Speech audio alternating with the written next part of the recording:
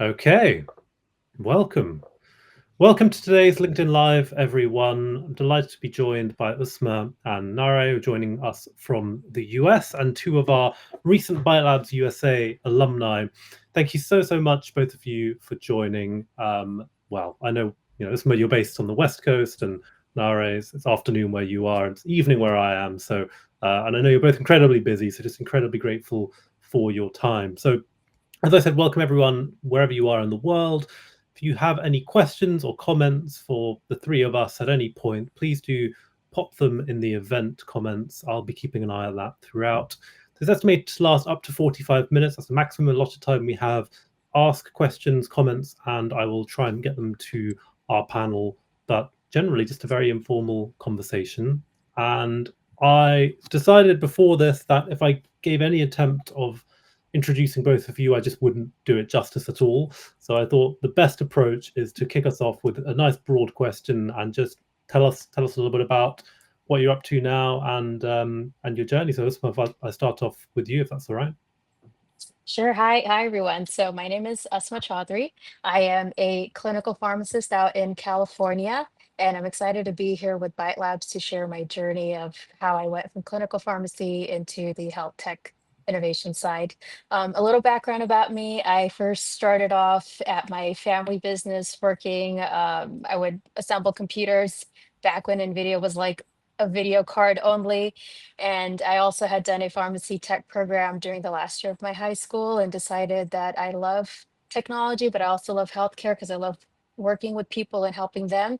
So I went on and I got my doctorate in pharmacy, and I'm a board certified pharmacotherapy specialist. I have worked in various fields of pharmacy, everything from staffing, working in the ICU, doing, ER admission orders, to the management side where I've managed independent pharmacies, been a supervisor at a level 1 trauma hospital, to quality assurance in sterile compounding, making sure everything is up to speed and we're following regulation. And then I got interested in digital health. I've honestly always been interested. I had done a pharmacy informatics rotation during my pharmacy training, and I had attended my first digital health conference back in 2020, where I realized that clinicians, our experience can be used in various settings, not just in the traditional roles.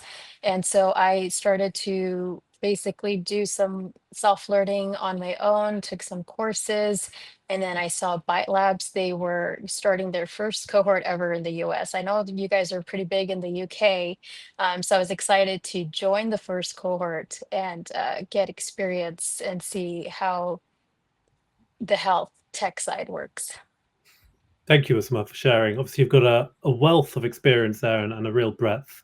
And obviously, it was a delight having you on the program as well. And I have a bunch of questions that I'm not going to dive into yet, but I think just for context for everyone as well. So, as I said, Usma and Njairé were both on our inaugural cohort over in the US. We've been running BioLabs in the UK for a couple of years. And I guess this is an incredibly relevant discussion because the US cohort of our US cohort 2025 applications are closing in a couple of days. So if you're interested in joining, you're learning from two of the best that we've had. And yeah, do get your application in before the deadline in a few days for our kickoff in October. So without further ado, Njairé, tell us a bit about yourself. If you're with us. Okay. I think maybe some technical issues. Ooh, back. Let's see. Yeah, I think we've got you. Okay. All right. Well, let me know if I need to switch off my Wi-Fi here, guys. But nice to meet everyone. My name's Njairé McKoy. I am a biomedical engineer by background. Well, technically, I'm a biological scientist. My bachelor's, and I got my master's in biomedical engineering. Always right after grad school, I worked at Medtronic for 4 years, started off in new product development, then went into mergers and acquisitions engineering, which was super fascinating, super fun. I got to work on things that Medtronic was acquiring, and part of that were surgical robotics and AI. With that, I was trying to figure out and understand why businesses were making these, especially when it came to these types of acquisitions that they were having, because I couldn't understand why from the technical perspective. And sometimes the business people couldn't understand where I was coming from a technical perspective. So I decided to pursue my MBA, which I just graduated with in May. So during the summer, I decided to take the summer off, but I still wanted to deep dive into the health tech sector because I was so, because I had such expertise within the hardware space, and knowing that there was a lot of translation and overlap between the digital health side and the hardware/hardware tech side, I wanted to understand a little bit better how that integration works and how it can move in parallel, especially with the innovations that are happening today with big tech and health tech, and then med tech and health tech. So saw BiteLabs and I was like, oh, this would be a very interesting thing for me to do, finish a 2-year degree and then just go into a fellowship as one does. So did the fellowship and had a wonderful experience that we will be telling you about. But the key takeaways that them was that there's a lot of not just overlap, but there are so many subsectors within digital health. So when you think of digital health, sometimes people think of 1 or 2 or 3 different sectors, but it can honestly span across healthcare. So excited to talk to you guys about that today and share my experience with you guys. Thank you, Njairé, and a very, once again, interesting career that you've had. Obviously, making that jump into doing an MBA, which is, it's a real commitment. And I have friends who've gone down the MBA route, and I'll probably have a couple of questions about that as well. And then to joining us. So I guess I have a question for both of you. Either of you are happy to answer this. I guess if you went back to your younger self, going and studying the degrees that you studied initially, do you think you would have thought you would be where you are now, and why or why not in that journey, I guess? I knew that I was always going to be in healthcare. My entire journey has been in that space. My motto in life is to heal people, not hurt people. And that's one of the reasons I didn't do like mechanical engineering or something like that, because I wanted to be very specific about healthcare. Did I expect to maybe be a little bit more on the business side or translating to that side? Not necessarily. I thought I was going to be an engineer for life, but that expertise, rounding myself out holistically, because when you get to the top and as you rise, and as you become your director, your VP, it's very important for people to abilities of, let's say, digital health, right? Or just the health tech space in general, while combining the business side so that you can also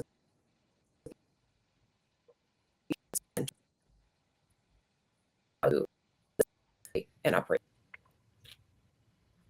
So Njairé, I think we got about 90% of that. You turned robotic at times, but that's fine. We've got that's all right. That's the best we can do. Don't worry about it.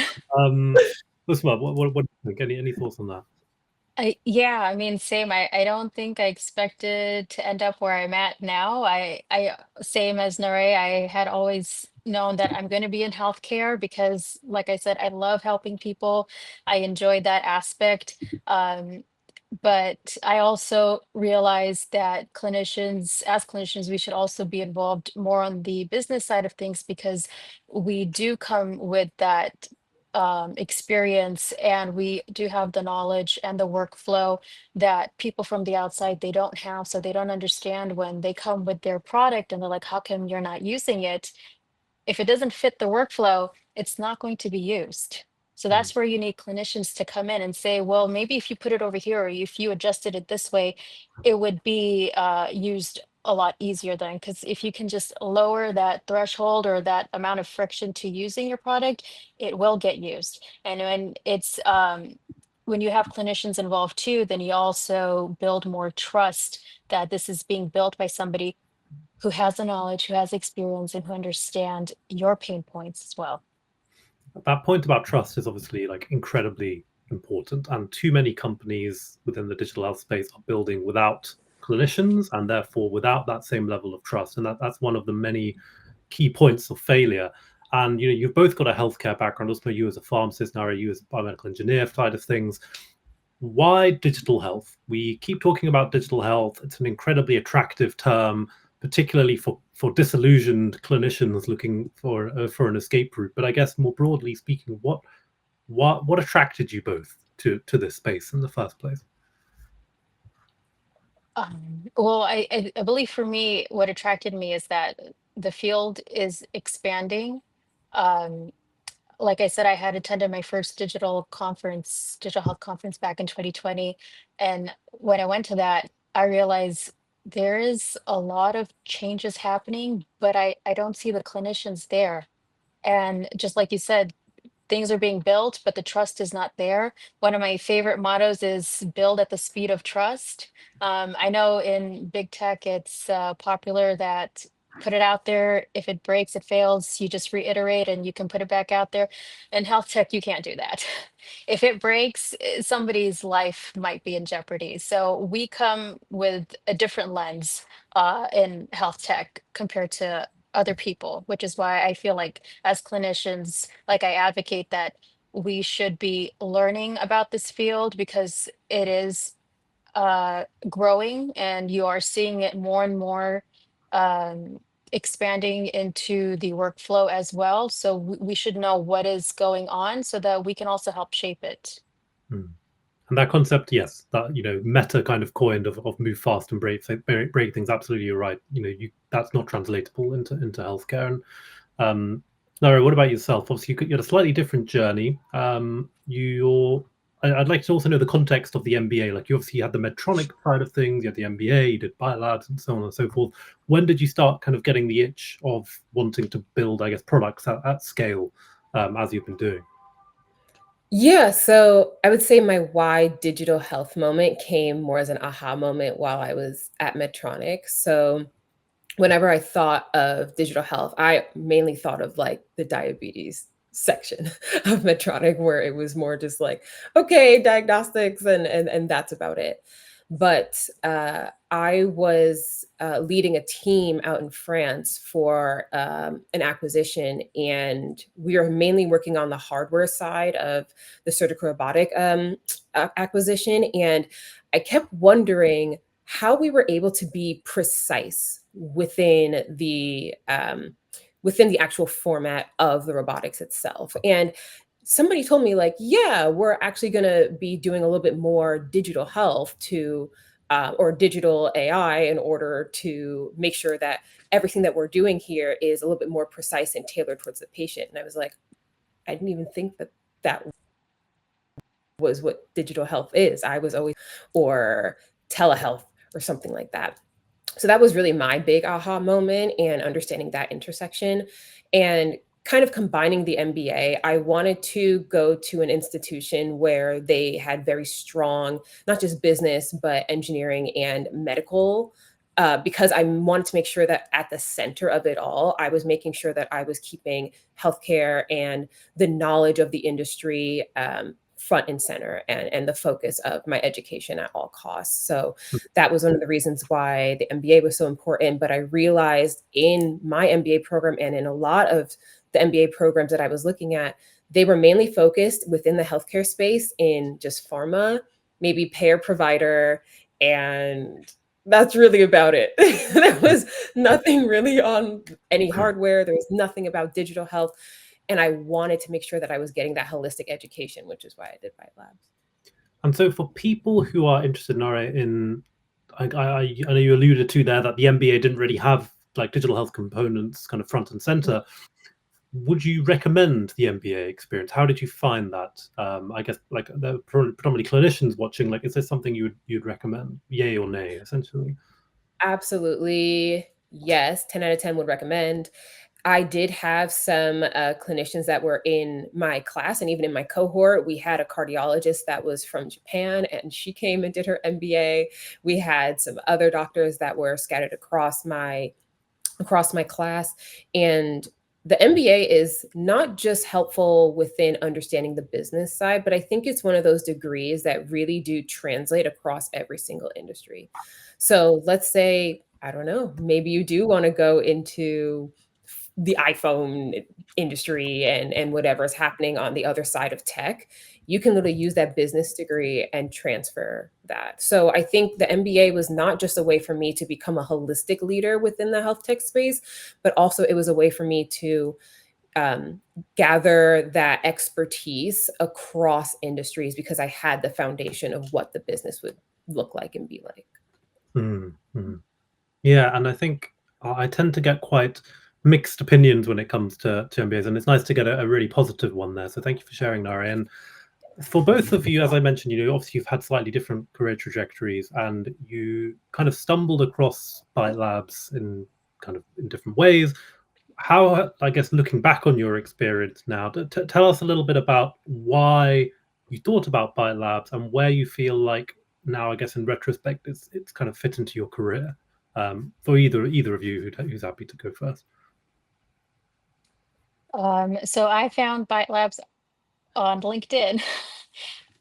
And the reason why it stood out to me was because it was very like clinician focused.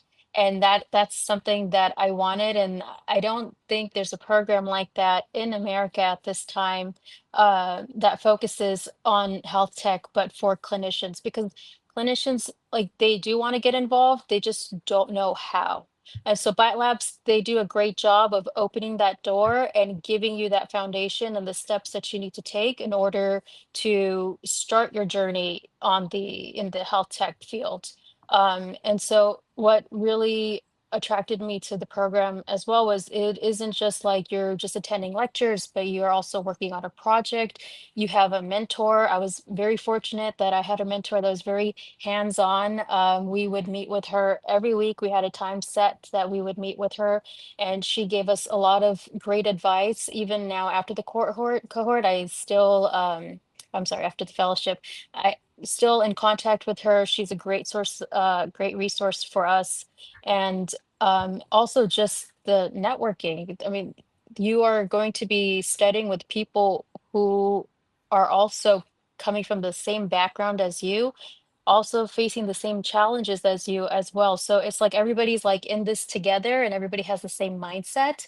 And so that was one of the reasons why I thought that BioLabs would be a great opportunity for me. And looking back at it, I'm happy that I did it. And I feel like I learned a lot from it. And what I'm doing now, I am applying it from what I learned from BioLabs. Thank you, Usma. All right, what do you think? Yeah, I mean, like ditto to, I would say about 100% of everything you just said. I would say from my perspective as someone who wasn't a clinician, I think because it was clinician focused, which was one of the reasons I was actually drawn to it. I think majority of our class had some sort of title before their name, and I was one of the few who did not. And instead of kind of having that as an intimidation factor, it was more like I'm going to be able to learn from all these people in one location, and I get their undivided attention. So I can ask all the important questions that I would want to ask, but then I would probably have to pay them like $2,000 an hour for their time. But now I don't have to and have it in BioLabs.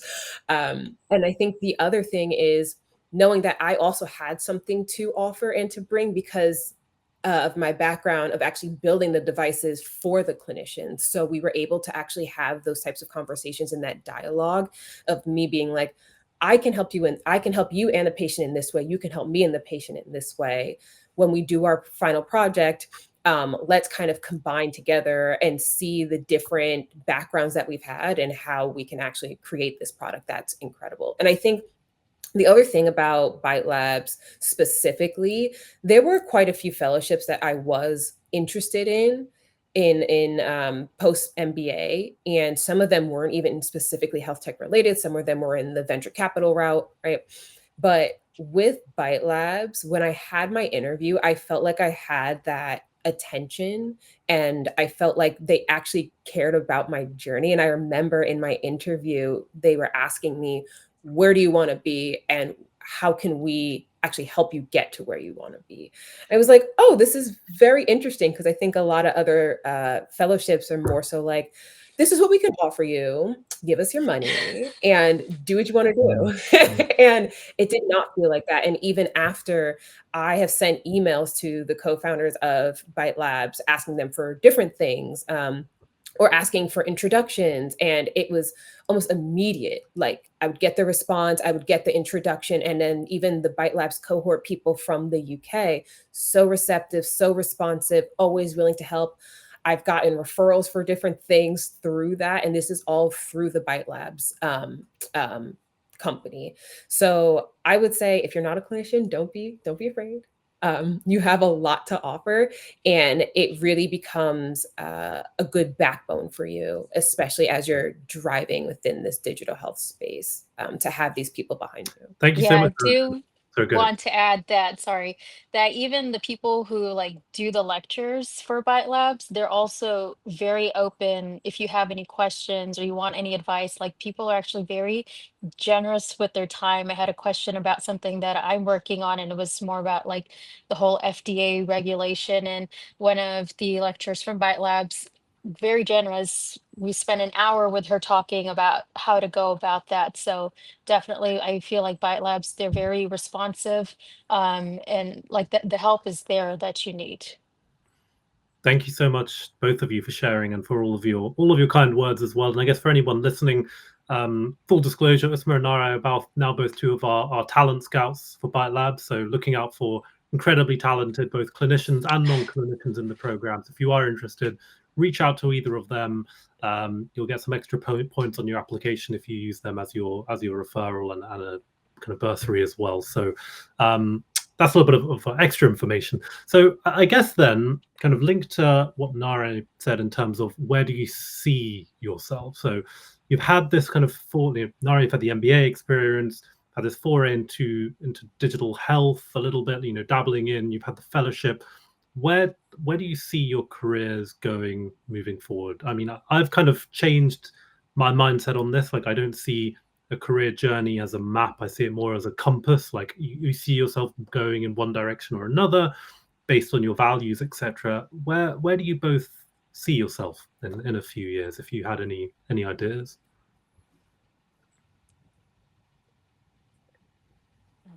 Go Go for it. for it. Okay, in the next few years, I mean, I think where I see myself is, um, I would say on the founder side of building a company, building the tools, bringing my expertise and my clinical experience, and making healthcare accessible for patients. Because I see day in and day out how difficult, honestly, it is for patients to get access to healthcare. I don't know how it is around the world, but in the US, yeah, the system definitely needs some help, and I want to be a part of that. It's a great answer. Njairé, what do you think? Yeah, I would say my answer definitely has changed since pre-BiteLabs and pre-MBA. If you were to tell me maybe a few years ago, a couple of years ago, I would say I wanted to be like a distinguished engineer at some big time medical device company, and I think that was that. At this current moment, though, I know I'm definitely going to be a CEO. Not sure what industry. I think there are so many different opportunities for me, but it would definitely be somewhere within healthcare.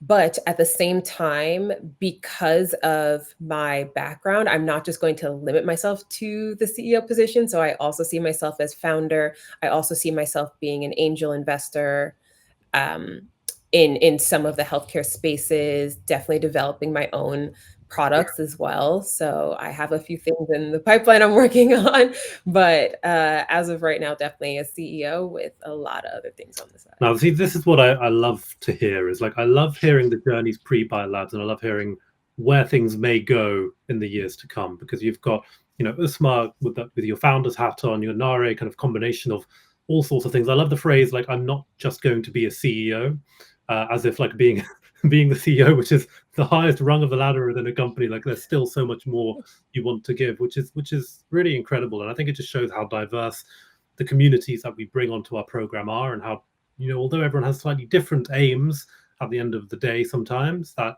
everyone aligns in some ways and builds those connections. I have a couple of questions. Nara, this one's for you, and only if you feel comfortable asking this one. There's Nara, if you don't mind me asking, where did you do your MBA? Yes. So I went to Columbia University in New York. And I think I mentioned it before, but one of the reasons I went there was because there was such a strong engineering school, there was such a strong medical school, obviously, and such a strong top business school. I wanted to be able to combine all three and get the network from all three. So I was able to do that. And also living in New York, where everything and everyone passes through, I was able to go to class. And then literally in the middle of the day, if I needed to head down to like Wall Street or Midtown to take a meeting, I would do that and then be right back up for my afternoon class. So it was a wonderful experience. Yeah, no, thank you. So hopefully that answers your question, Stella. I've got another question here about, does BiteLabs US cover Canadian physicians, or is there going to be a BiteLabs Canada? I've realized I'm kind of, giving some subtle hints here with my Canada mug. That wasn't intentional. Yeah, I noticed that. Yeah, completely unintentional. There are no immediate plans for a BiteLabs Canada in terms of doing things in person from Canada. We now very recently, which wasn't present on the cohort that Usma and Njairé were on, that we do offer now 17 CME credits for physicians on our program as well. That is, I believe, physician associates, pharmacists, and for medical doctors as well. I don't know if those credits are transferable in Canada. I don't think they are, but you can join BiteLabs from wherever you are in the world, either if you're happy to travel down to the US for demo day, or you can join fully remotely as well. So yeah, hopefully that answers. I mean, we had somebody in our fellow that was from Australia. Yeah. Yeah. As long as people, I mean, to be honest, a lot of this, all of our content is also recorded. So even, we encourage people to join live when they can. But if it's 4 in the morning when we run our workshops where you are, then obviously we don't expect you to be there. As long as you engage in the curriculum and you engage with your peers and your mentors. So, and I would also, please. Sorry, the lag. I would also make one comment, like, if you are traveling or you're not able to make maybe like a weekend or whatever that lecture is, yes, it is recorded, but also don't let that hinder you. I was very upfront when I had my interview and I said, hey, during demo day, I'm going to be in Tokyo. So if you guys are okay with that, let me know. And they said it's perfectly fine. Just make sure you're prepared. Make sure your team knows. And we were able to. And you did a great job. And get it done. You did. Pulled it out of the bag. Yeah, thanks, Nara, for that.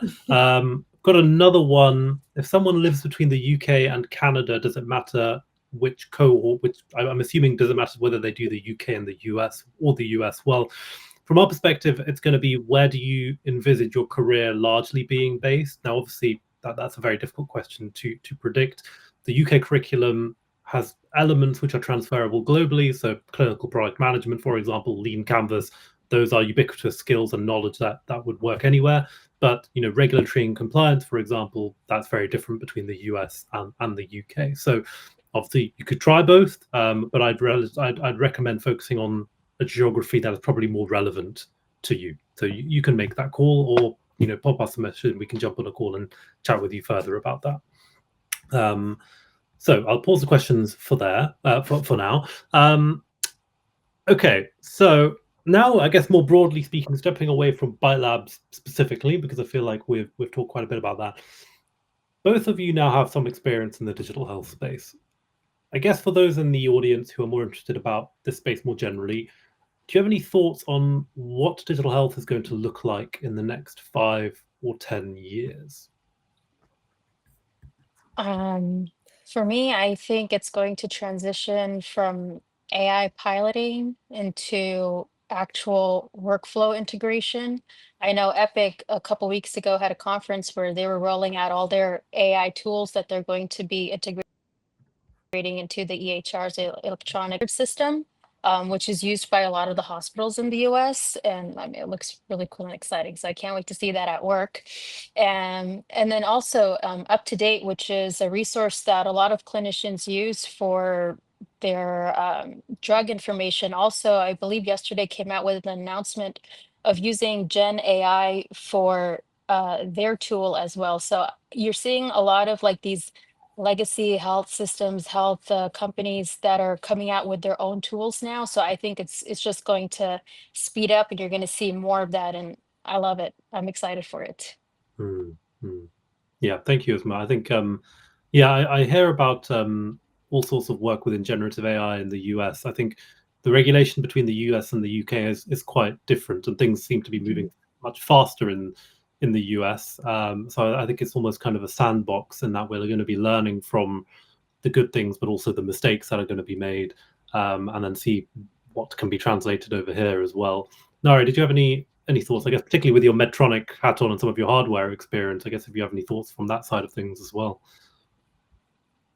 Yeah, well, interestingly, I think in the next 5 years, we're going to see a shift, but it's not going to necessarily be a shift from AI. I think it's going to be a shift in the type of language models that we use. So currently within the healthcare space or health tech space, we're all using LLMs, right? Everyone's using a large language model. For me, I think when you think about it being more patient centric and patient specific, especially when we're talking about specific diseases or specific types of surgeries, we want to look at how we can tailor it towards the patient. So moving it more from LLMs to SLMs, so small language models. And obviously it's a newer field at the moment, and there are a lot of hiccups that we're seeing, especially when it comes to data storage, memory, and even just integration into EHRs. However, I think that is going to be one of the keys in order for us to tailor and specialize towards like individual patients, especially as we're talking about their own personal journeys and not just one specific procedure, but actually looking at their entire journey. So that's where I see it in 5 years. Yeah, small language models, not really something I've heard as a concept being talked about that much. So I guess we've got billions being poured into AGI, and like trying to produce the most generalized intelligence we possibly can. I guess thinking about artificial, I guess specialized intelligence is largely what exists at the moment. But you know, I guess prioritizing small language models, I think that's a fascinating approach. So yeah, thank you, Nare. Moving on a little bit now, I guess more practically speaking for people listening to this, if you had one piece of advice, Usma, I'll start off with you, if that's okay. One piece of advice for someone interested in exploring a career within the digital health space, what would that advice be and why? Network. Hmm. Networking is very, very important. And BiteLabs actually, they like really drove that into us that you need to network because if you want to get into this field, you have to make these connections. And I know BiteLabs, they from the beginning, day one was like, even people that are giving these lectures to us, make sure you network with them because you never know in the future, maybe they might have a job opening at a place that they work at. And if you had already contacted them and talked to them about the lecture that they gave you, then they already have you at the back of their mind. So networking is very important. If there's any associations in your local area, get involved. So like for me, I'm involved in AILA, specifically like the healthcare committee. So I have been looking at other associations to get involved in. So networking, I feel like is like one of the most important things because it's not what you know, it's who you know. You already have the experience, you already have your clinical experience. It's just about how do you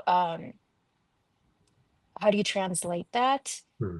That would be the other advice. So Hmm. first advice, networking. Second advice is translating your clinical experience to a health tech experience. So like for me, I calculate uh, dosing for medications for patients in the hospital, and then BiteLabs, I was calculating the total addressable market. But you can't learn that from just Googling it or asking ChatGPT. It's very different when you have somebody who's already experienced it to teach it to you and walk you through it, so you do need somebody to help you along the journey. So you're not alone. There are people out there who are willing to help you. You just have to look for it. Well, I think network is something with.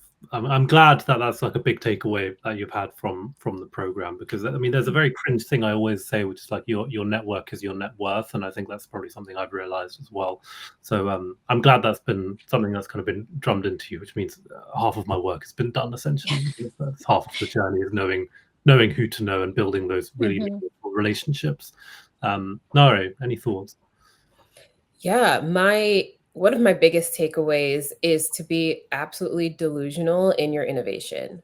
There are so many different avenues that you can take within digital health.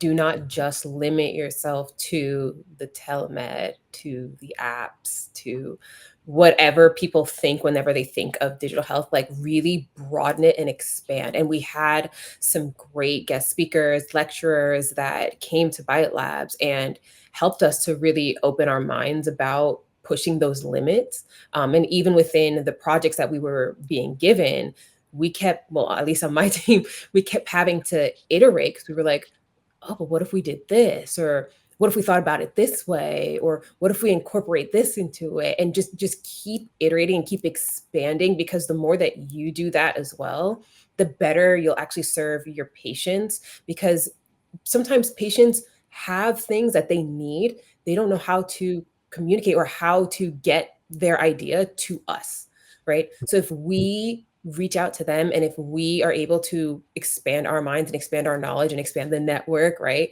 and create these products, we're probably going to be able to find these niche patients who need us, and give them the service that they undoubtedly deserve. So just be delusional. Be delusional. Be ruthlessly I creative love and it. Yes.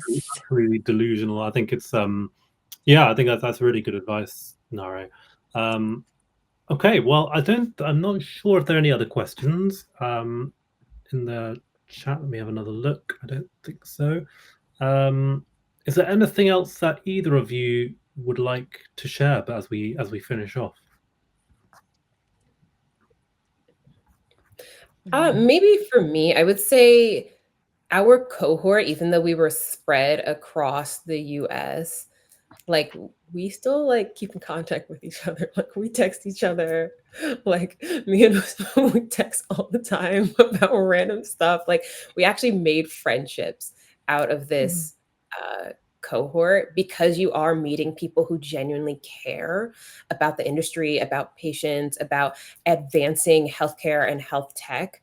And I think it's, in my opinion, it's difficult to always find that, especially if I'm looking at it just from a business side, and people who have only been in business, the healthcare side of business, but have only looked at it from a numbers perspective, or people who have only seen it from the patient perspective, and not how this is an actual business that needs to feed people and give people salaries, and how are we going to get a return on the investment in order to make that happen.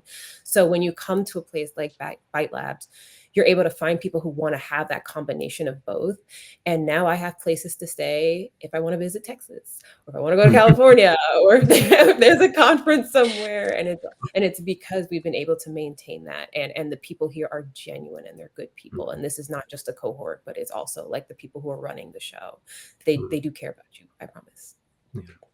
That's Yeah, very, very I kind. mean, same. Everything that Nari said. I mean, BioLabs also, they did a great job in, even though we were all, meeting up online, they said make sure you reach out to your cohorts and get to know them. And we had a coffee chat, and then we just started off from there.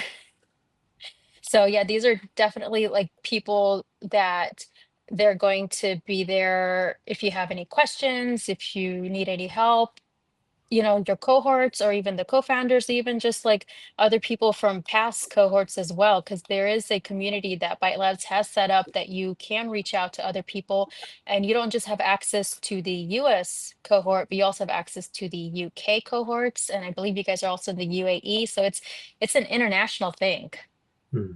I think that those connections and the connectivity between people is arguably the most important thing. I had a fellow reach out to me from the UK the other day saying she'd applied for 2 different jobs at 2 different companies, and they had 3 stages of interviews at each of those companies. And for every 6 stages she went through, and every single stage she knew the person either because they were a mentor at BiteLabs or because they'd been through the program and had now been working at those companies. And she said, well, I mean, I guess, you know, we're not here to encourage like nepotism outright. Like we think everyone should, who is right for the job, should get the job based on nothing else other than that. But I think it's always nice to have a familiar face at the other end of the screen and someone that you know or someone that you've interacted with before. And that's really, really the idea, is building those connections and staying friends, you know, well beyond the cohort finishing. Because, excuse me, 8 weeks will fly by, but people will stick around for much longer than that. Yeah. So unless there are any other questions, we will pause there. As a big reminder to everyone, particularly in the US, this cohort starts in a couple of weeks. The deadline for applications for our US cohort is in a few days. So do get your applications in if you are interested. If you would like a referral where you'll get extra points on your application as well as a small bursary, reach out to Usma and Njairé, who are two of our wonderful talent scouts for our US work. And just a huge thank you to both of you for joining us, to everyone online who's joined us as well, wherever you are around the world, and have a great rest of the day or evening, depending on where you are. Thanks again. Thank you. All right. Bye.